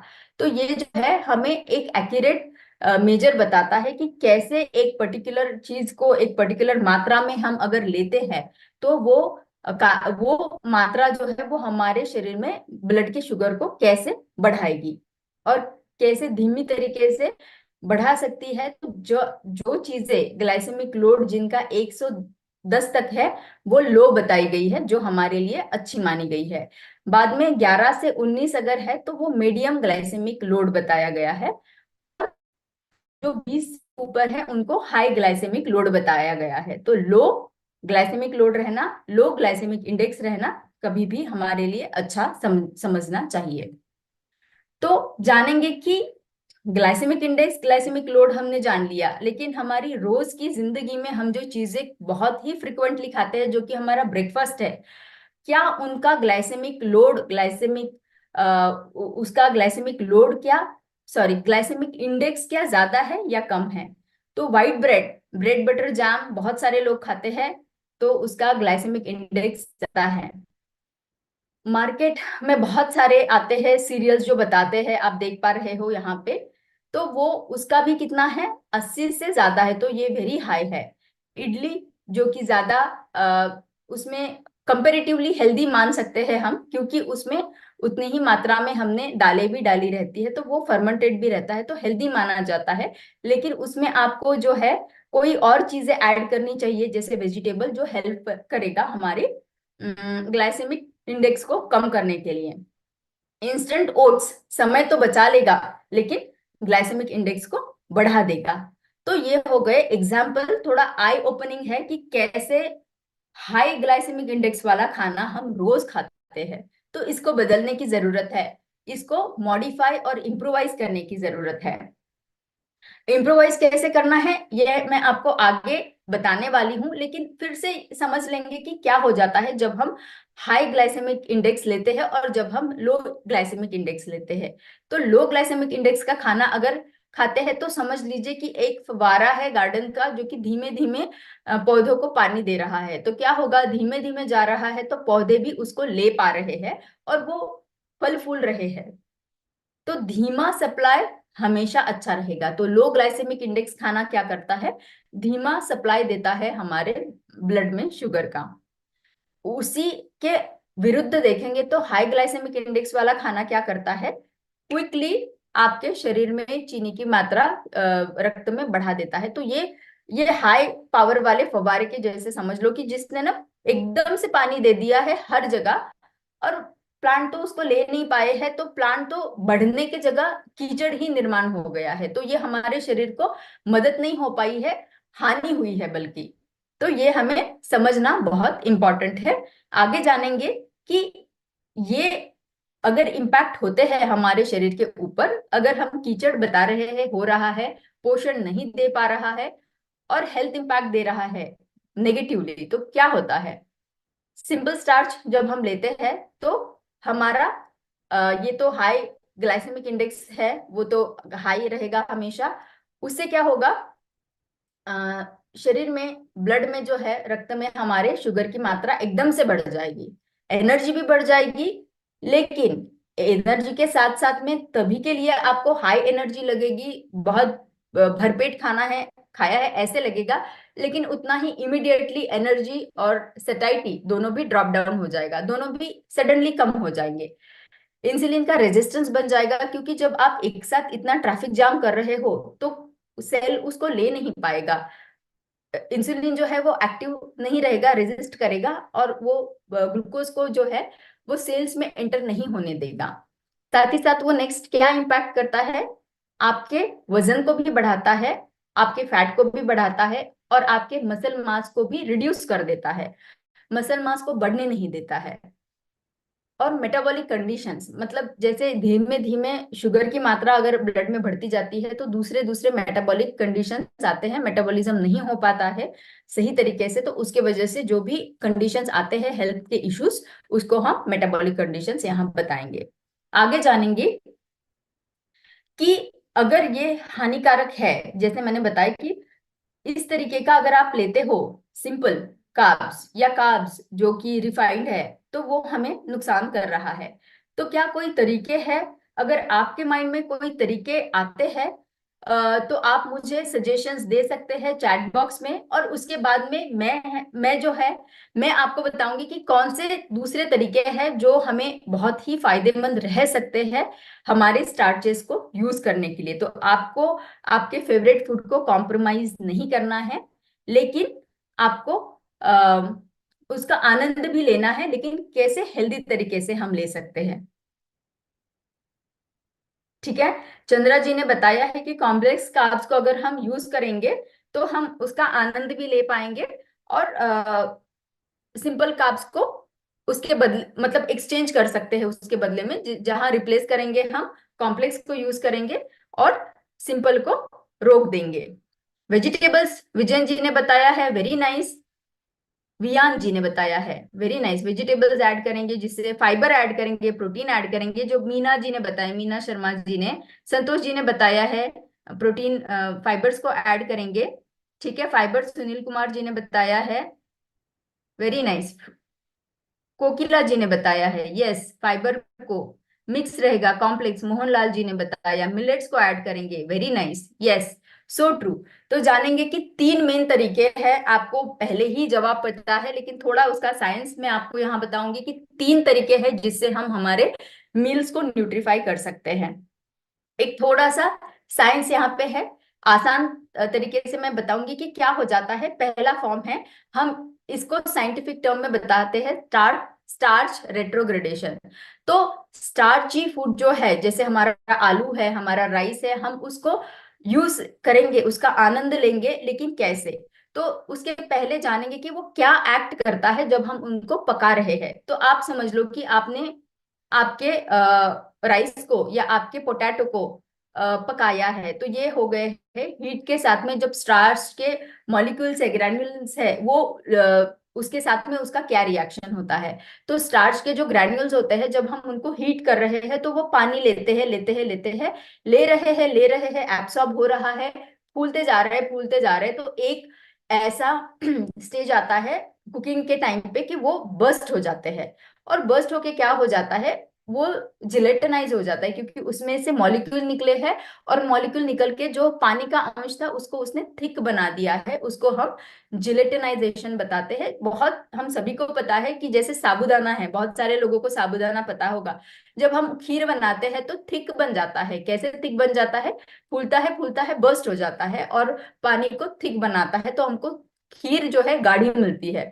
तो ये है जिलेटिनाइजेशन। अब क्या हो जाता है, जब ये ग्रैन्यूल्स पानी को एब्सॉर्ब करते हैं, उसका स्ट्रक्चर चेंज हो जाता है, जिलेटिनाइजेशन हो जाता है। अब जब हम उसको ठंडा करते हैं, ठंडा करने के बाद में क्या होता है, वो फिर से अपने नॉर्मल शेप में नहीं जाते हैं, लेकिन उनका स्ट्रक्चर एक थोड़ा सा डिफरेंट तो हो जाता है, लेकिन एक घना हो जाता है। मतलब वो क्या करता है कि शरीर को डाइजेशन करने के लिए डिफिकल्टी करता है। ठंडा हो जाने के बाद में तो उसका स्ट्रक्चर चेंज हो गया है, हार्ड हो गया है शरीर को डाइजेस्ट करने के लिए। तो यहाँ पे हम देख सकते हैं कि कुकिंग में जो है हमारा क्रूड स्टार्च हमने दिया था, जो कि अनकुक था, कुक करने के बाद में जिलेटिनाइज हो गया, डाइजेस्टेबल हो गया, आसान से घुल मिल गया। लेकिन अगर इसको हम गरम गरम ना खाते हुए ठंडा करके खा ले तो क्या हो जाएगा, वो रेजिस्टेंट स्टार्च में ट्रांसफर हो जाएगा। ये जो है, ये है हमारा सी वाला रेजिस्टेंस स्टार्च, रेट्रोग्रेड हो गया है। ये आसान नहीं है शरीर को अभी डाइजेस्ट करने के लिए। ठीक है, एक एग्जाम्पल पोटैटो का लेते हैं कि जब हमने पोटैटो को कुक कर लिया, जो स्टडी ने बताया है हमें, और फिर उसको ठंडा कर लिया। अब ठंडा करने के बाद में देखा कि ये शरीर में डाइजेशन कैसे करता है, उसका न्यूट्रिशन प्रोफाइल हमें क्या बताता है। तो ये देखा गया कि ऐसा ठंडा किया हुआ अगर पोटैटो हमने यूज किया है, तो क्या हुआ है, ये आलू हमें स्टार्च का ब्रेकडाउन इसका आंतों में कम हो गया है, ग्लाइसेमिक इंडेक्स, ग्लाइसेमिक लोड इसका कम हो गया है। और क्या कम हुआ है, इसका स्टार्च का कंटेंट जो है वो टोटली कम हो गया है, और शरीर को जो कार्बोहाइड्रेट अवेलेबल होना था वो भी कम हो गया है।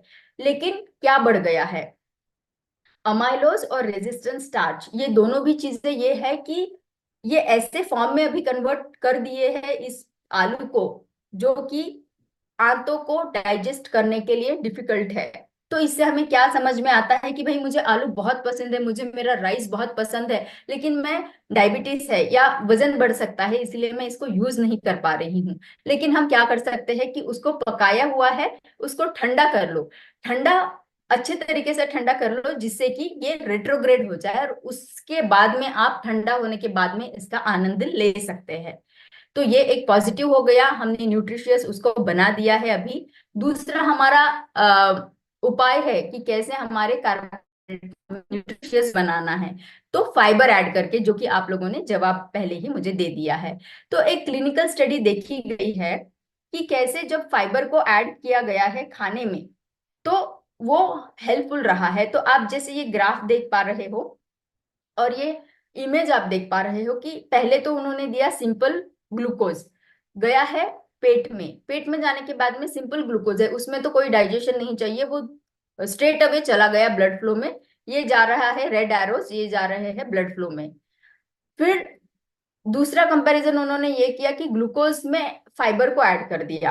अब गया है पेट में, अब जो है पीले वाले है ग्लूकोज, और जो स्काई ब्लू कलर वाले है वो है फाइबर। अब क्या हो रहा है, आप अगर देखोगे तो वो जो है धीमे तरीके से, क्योंकि फाइबर उसको कवर कर रहा है, और एक छोटा छोटा पीला वाला मॉलिक्यूल जो ग्लूकोज का है, एक छोटा छोटा धीमे धीमे बाहर छोड़ रहे हैं। तो ये दोनों बंदों ने इसको कवर कर लिया है, तो अभी इसलिए क्या वो धीमे से जा रहा है। तो आप ग्राफ में भी ये क्लिनिकल स्टडी का बहुत क्लियरली देख पा रहे हो कि ब्लू ग्राफ जो है वो ओनली ग्लूकोज है जो एकदम से बढ़ गया है, शरीर में ग्लूकोज की मात्रा खून में बढ़ गई है और फिर डाउन हो रही है, कंपेरेटिव टू जिसमें फाइबर है ऑरेंज कलर का, जिसमें कि धीमे बढ़ी है और धीमे धीमे कम होती जा रही है। तो कंपेरेटिवली जब आप फाइबर को ऐड करेंगे तो हमें फटीग कम लगेगा, क्योंकि एनर्जी सस्टेन्ड है, एनर्जी रुकी नहीं है, धीमे धीमे धीमे पर्टिकुलर टाइम के बाद में हमें मिलती जा रही है, तो थकान नहीं महसूस होगी, एनर्जी बनी रहेगी, डाइट की हमारी क्वालिटी अच्छी हो जाएगी, और डाइजेशन का फीलिंग भी हमारा अच्छा हो जाएगा। तो ये दूसरा तरीका था। चलते हैं तीसरे तरीके के ऊपर, जो है कि प्रोटीन। तो प्रोटीन क्या करता है, प्रोटीन में भी एक स्टडी देखी गई है कि जो स्क्वायर वाले बॉक्सेस ग्राफ आप देख पा रहे हो, जिसमें जहां मेरा कर्सर है उसमें क्या है, ये है हमारा ओनली ग्लूकोज जब लिया है तो एकदम से शुगर की मात्रा खून में बढ़ गई है। लेकिन उन्होंने दूसरा स्टडी ये भी किया है कि उन्होंने जब प्रोटीन भी साथ में मिला लिया है तो क्या हो गया, प्रोटीन का कंजम्पशन, मतलब एक नॉर्मल हमने खाना खाया है जिसमें कि कार्बोहाइड्रेट ज्यादा था, लेकिन साथ ही साथ हमने ये किया कि प्रोटीन को भी इन्वॉल्व कर लिया ब्रेकफास्ट के टाइम पे। तो क्या हो गया कि तब प्रोटीन ने क्या किया, बाइंड कर लिया और इसको ग्लूकोज को, एंड उसका जो पिक होना था या ग्लूकोज की मात्रा जो शुगर में बढ़नी थी उसको धीमा कर दिया। अब धीमा करते करते इतना धीमा कर दिया कि खाने के बाद में भी इसका परिणाम देख पा रहे हैं हम।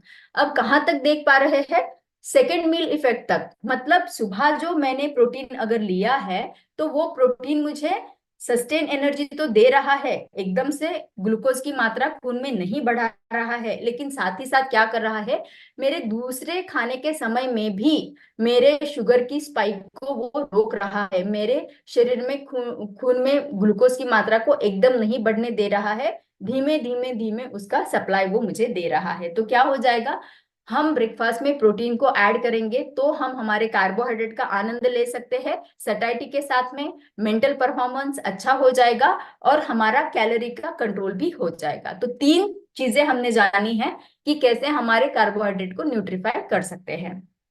अब जानेंगे कि सुबह में ये क्यों इंपॉर्टेंट है। हमने जाना प्रोटीन जो है ये कार्बोहाइड्रेट की न्यूट्रिशियसनेस बढ़ा देगा, ये सुबह के समय पे मेटाबॉलिज्म स्ट्रांग रहता है, अग्नि स्ट्रांग रहता है, उस समय पे आप लेते हो तो ज्यादा फायदेमंद रहेगा। समय पे अगर आप खाना देते हो तो हमारे आंतों के जो हमारे फ्रेंड्स गुड बैक्टीरियाज है उनको भी मदद करेगा अच्छे रहने के लिए। और हमें पता है कि सुबह के समय पे हमारा इंसुलिन का एक्शन स्ट्रांग रहता है और वो ग्लूकोज को एब्सॉर्ब कर पाता है, यूटिलाइज कर पाता है। तो इसीलिए हमें सुबह के समय में carbohydrate along with the protein and fibre लेना जरूरी हो जाता है। आगे समझेंगे कि कैसे ये हमारे बॉडी क्लॉक को इम्प्रोवाइज करता है। तो ये हमें ऐसे हेल्प करता है तीन तरीके से। पहले तो है हमारा काम बढ़ाएगा, स्लीपीनेस को कम कराएगा, स्ट्रेस हार्मोन को कम करेगा, साथ ही साथ हमारा वर्कलोड का जो स्ट्रेस हमें होता है उसको कम करेगा। दूसरा बात यह है कि ये इंसुलिन की सेंसिटिविटी को बढ़ाएगा, इम्प्रूव करेगा, और सेटाइटी और मेटाबॉलिक हेल्थ को करेगा। कैसे, हमें पता है कि वो इंसुलिन के रिस्पॉन्स को रेगुलेट करता है जब हम कार्ब्स को कॉम्प्लेक्स वाले फॉर्म में लेते हैं, कैलोरी का कंट्रोल करता है, फैट का ऑक्सीडेशन या फैट का मेटाबॉलिज्म को भी रेगुलराइज करता है। तीसरा फायदा ये हमें मेंटल परफॉर्मेंस के बेसिस पे देता है, जिसमें कि हमारी मेमोरी को यूजफुल रहता है, अलर्टनेस को बनाए रखता है, और हमारा रिस्पॉन्सिवनेस, चीजों को रिस्पॉन्ड करने की हमारी कैपेसिटी भी बनाए रखता है। तो ये फायदे हो गए कैसे कार्बोहाइड्रेट अगर सही समय पे आप देते हो तो आपके बॉडी क्लॉक को बनाए रखेगा।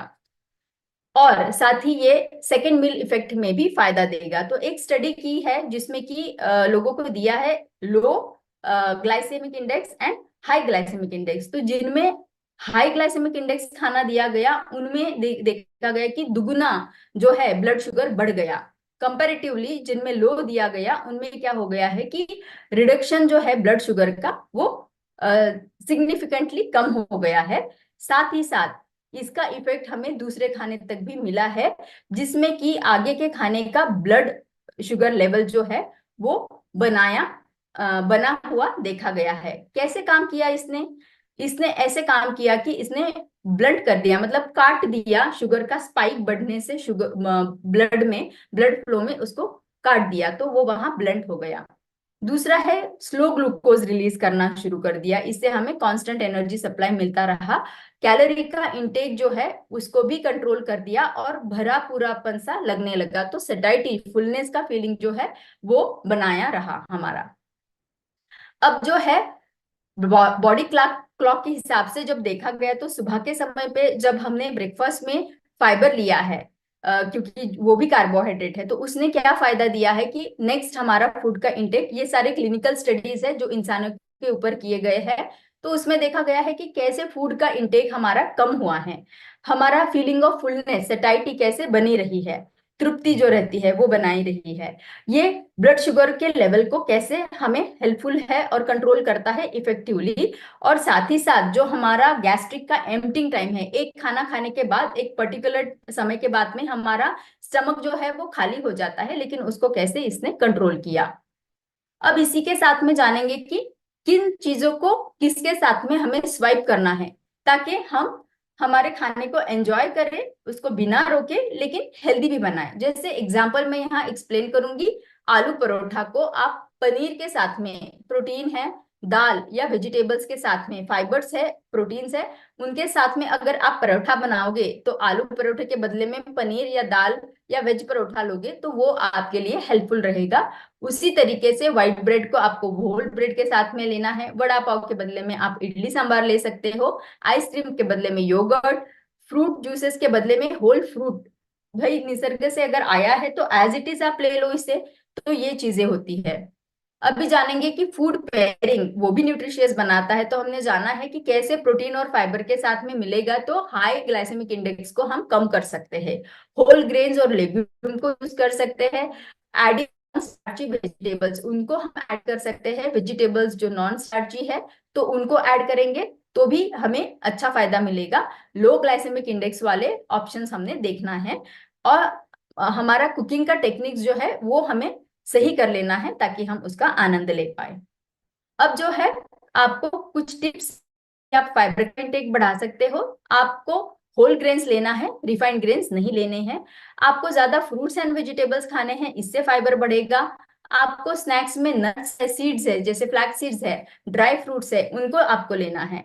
आपको बीन्स, लेंटिल्स, पीज इनका उपयोग ज्यादा करना है। साथ ही साथ जैसे मैंने फ्लैक्स सीड बताया, इसका आप आपके स्मूदीज में, आपके ड्रिंक्स में उसका यूज कर सकते हो। और पानी जरूर से पीना है, जब फाइबर हम लेते हैं तो पानी पीना उतना ही जरूरी है, क्योंकि वो फूलता है, जितना पानी ज्यादा पियोगे उतना फाइबर हमें फायदा करेगा। अब समय आ गया है हेल्दी हैबिट का। तो आज का हमारा सत्र खत्म होने वाला है, लेकिन आपको ये हैबिट आज ही शुरू करनी है कि कैसे आपको आपका फाइबर रिच ब्रेकफास्ट होना चाहिए कि आपका हेल्दी टोन बना रहे पूरे दिन के लिए। इसके लिए क्या करना है, ये अगर मुझे करना है तो मुझे आज ही प्लानिंग करना पड़ेगा कि मेरा आगे वाला सप्ताह कैसा रहने वाला है। तो आगे वाले सप्ताह के लिए मुझे आज ही देखना पड़ेगा कि मुझे क्या क्या खाने में क्या क्या चीजें जमा करके रखनी है मेरे घर में, तो इसका प्री प्लानिंग रहना बहुत जरूरी है। तो आग्रह करूंगी कि ये हेल्दी हैबिट आज से ही शुरू करिएगा, आपका प्लानिंग बनाए रखिएगा। इसी के साथ में हमारा शाइन का टाइम आ गया है, तो आपको स्टार्ट करना है। सभी को थैंक यू बोलते हुए पॉजिटिविटी के साथ में आपको न्यूट्रिशन लेना है, आपका प्रोटीन ड्रिंक लेके गट मॉर्निंग करना है, सभी को शेयर करके अच्छा इंटेंट रखना है कि मैंने जो भी डेली हैबिट्स है वो मुझे कंटिन्यू करनी है। नया लर्निंग है मेरे हेल्थ के बारे में, उसको सीखने के साथ साथ मुझे आत्मसात भी करना है, उपयोग भी करना है। एक्सरसाइज जरूर से करिएगा, डॉक्टर श्याम ने बहुत सुंदर हमें स्टडी बताई है। और इसी के साथ में समय आ गया है हमारा रेसिपी ऑफ द डे का। तो मैं आपको आज रेसिपी ऑफ द डे बताना चाहूंगी। तो मैं जाती हूँ मेरे प्रेजेंटेशन के ऊपर, जो है मेरा रेसिपी ऑफ द डे।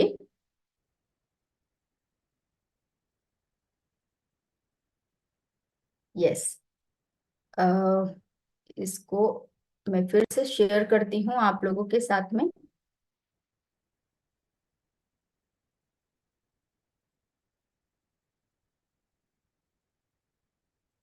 और हम जाने वाले हैं अभी।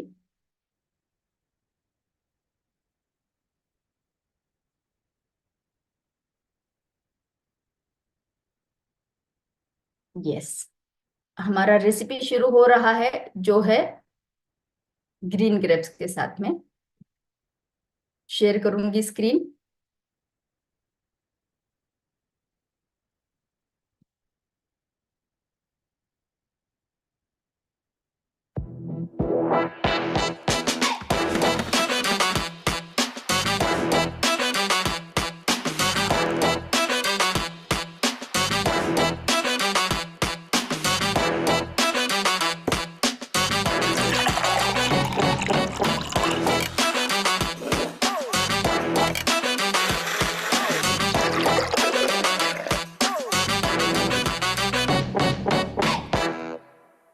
चलिए, तो बहुत ही सुंदर रेसिपी थी। मैंने जैसे अभी आपको बताया कि फ्रूट जूसेस को जो है आपको फाइबर को ऐड करेंगे तो आपके फ्रूट जूस का भी आप फायदा ले सकते हो। और आज की दूसरी रेसिपी जो है वो है हमारी मूंग दाल चीला, एक हेल्दी रेसिपी फिर से।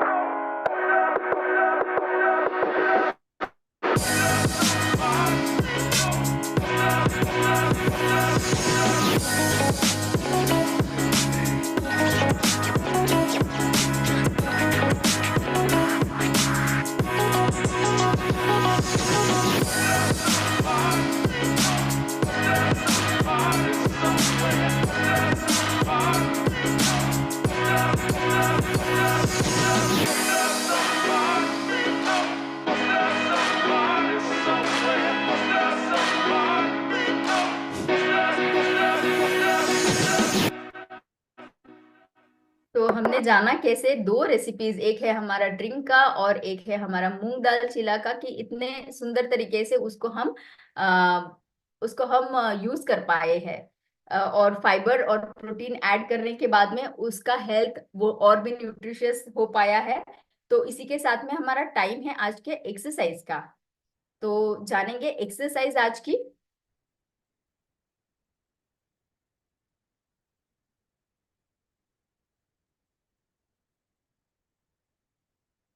मीनल के साथ। A very happy gut morning everyone। और आज हम सीखने वाले हैं डेड बग। ये कोर वर्कआउट है और बहुत इफेक्टिव वर्कआउट है उन सभी लोगों के लिए जिनको कोर स्ट्रेंथ नहीं समझ आती है, या जिनको समझ नहीं आता है कि कोर होता क्या है। ये आपकी वो सारी की सारी मांसपेशियां हैं जो आपके चेस्ट से लेकर आपके पेल्विक फ्लोर तक रहती हैं, और इनका वर्कआउट हम मैट पे लेट के कैसे कर सकते हैं। तो जिनको स्पाइन में इन्फ्लेमेशन रहती है, बहुत लंबा बैठने के कारण कमर में दर्द रहता है, उनके लिए ये बहुत ही इफेक्टिव होने वाला है। तो आइए मैट पे चलते हैं और सीखते हैं हम आज का वर्कआउट। तो आइए स्टार्ट करते हैं हम अपना आज का वर्कआउट। डेड बग के लिए आप मैट पे लेट जाएंगे, अपने दोनों हाथों को स्ट्रेट ऊपर लेकर आएंगे और अपने लेग्स को 90 डिग्री पे रखेंगे। 90 डिग्री मतलब ना तो ये नीचे गिरेंगी और ना ही इसके ऊपर आप अपने घुटनों को अंदर की तरफ लेकर आएंगे। लेग्स को भी 90 डिग्री पे, हैंड्स को भी 90 डिग्री पे। अब आप अपना opposite hand and opposite leg को पूरा खींचते हुए सीधा नीचे लेकर जाएंगे, फिर वापस सेंटर पे लेकर आएंगे, फिर opposite hand and opposite leg को पूरा खींचते हुए नीचे लेकर जाएंगे और फिर वापस लेकर आएंगे। दिखने में ये बहुत सिंपल है, बट जब आप इसकी प्रैक्टिस करेंगे तो समझ आएगा कि ये सिर्फ आपकी कोर स्ट्रेंथ के लिए नहीं, आपके ब्रेन के लिए भी एक अच्छा सा टीजर है। अगेन स्ट्रेच करते हुए पूरा पीछे और फिर वापस, फिर स्ट्रेच करते हुए पूरा पीछे और फिर वापस। इस तरह से आप 15 रेप्स करते हुए 3 सेट करेंगे डेड बग के। अब इसके अंदर आपकी कोर कैसे एंगेज हो रही है। जब आप इस तरह से स्ट्रेच करते हैं तो आपकी कोर मतलब आपकी चेस्ट से लेकर आपकी लोअर पेल्विक मसल्स तक जितनी भी मसल्स है ना पूरे अच्छे से खिंच रही हैं, not just the lower abs, upper abs as well. और इस तरह से जब आप वापस आते हैं और फिर वापस नीचे जाते हैं तो आपके कोर का बहुत ही अमेजिंग वर्कआउट होता है। तो वो सभी के सभी लोग जिनको ये प्रॉब्लम है कि आपका पाउच जो यहाँ पर पोस्ट प्रेगनेंसी या बियर बेली के कारण नहीं जा रहा है, तो ये वर्कआउट बहुत इफेक्टिव होने वाला है। और वो सभी लोग जो हैंड एंड लेग का कोऑर्डिनेशन एकदम से नहीं कर पा रहे हैं या फिर कमर में दर्द के कारण अभी दोनों हाथ और लेग्स को साथ मूव नहीं कर पा रहे हैं, इट्स एब्सोल्युटली ओके। आप अपने हाथ को नीचे छोड़ सकते हैं और सिर्फ लेग की मूवमेंट से इसको स्टार्ट कर सकते हैं। पूरा स्ट्रेच करते हुए नीचे लेकर जाएंगे, वापस ऊपर, स्ट्रेच करते हुए नीचे, वापस ऊपर। ये बहुत ही सिंपल है लेकिन आपकी कोर स्ट्रेंथ के लिए बहुत इफेक्टिव है। For breathing pattern in dead bug, आप सांस को भरते हुए, लंबी गहरी सांस को भरते हुए डेड बग में आएंगे, सांस छोड़ते हुए स्ट्रेच करते हुए बाहर जाएंगे, फिर सांस भरते हुए अंदर, सांस छोड़ते हुए बाहर, सांस भरते हुए अंदर, सांस छोड़ते हुए बाहर, सांस भरते हुए अंदर और सांस छोड़ते हुए बाहर। अगर आपको ये इजी लग रहा है तो एक इंटेंसिटी अप करके हम एक वर्कआउट कर सकते हैं जो है लेग रेजेस।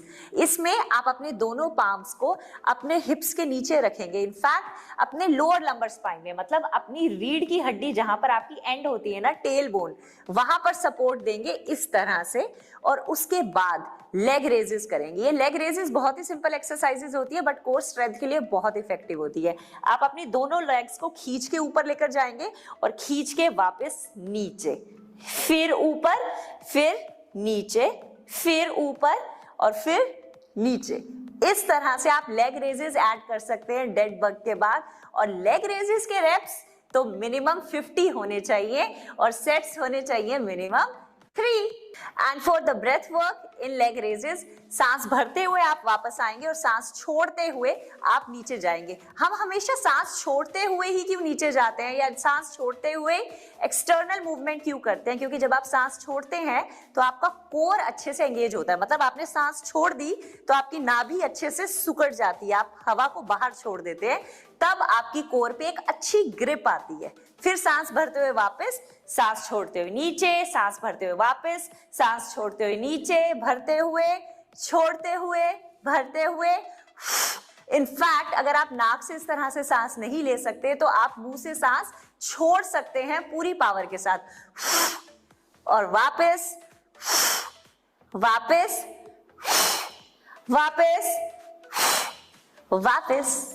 आई होप आपको हमारा ये वर्कआउट अच्छे से समझ आ गया होगा और आप अब इसको रेगुलरली करने वाले हैं, at least 2 to 3 times in a week, और तब आप देख सकते हैं an amazing improvement in your core strength. Keep rocking! So ये था हमारा आज का वर्कआउट सेशन और इसी के साथ में हमारा आज का सत्र समाप्त होने वाला है। लेकिन आपके लिए एक्टिविटी है हमारे पास, और एक्टिविटी हमने बता चुके हैं कैसे आपको हेल्दी हैबिट्स चुनने हैं और फाइबर और प्रोटीन का इम्प्लीमेंटेशन करना है।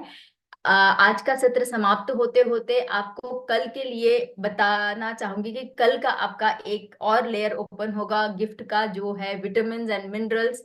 कैसे हमारे माइक्रो और मैक्रो न्यूट्रिएंट लेने से हमारे मॉर्निंग हेल्थ के लिए अच्छा रहेगा, मॉर्निंग न्यूट्रिशन के लिए अच्छा रहेगा। तो डोंट मिस, आप कोई भी उसको मिस मत करिएगा। एंड सुजीत जी ने बहुत सुंदर लिखा था इम्प्रूव शाइन, तो मैं सबको ही बताना चाहूंगी कि improve shine. And again a very good morning to all of you. Have a nice day ahead. Thank you so much for listening.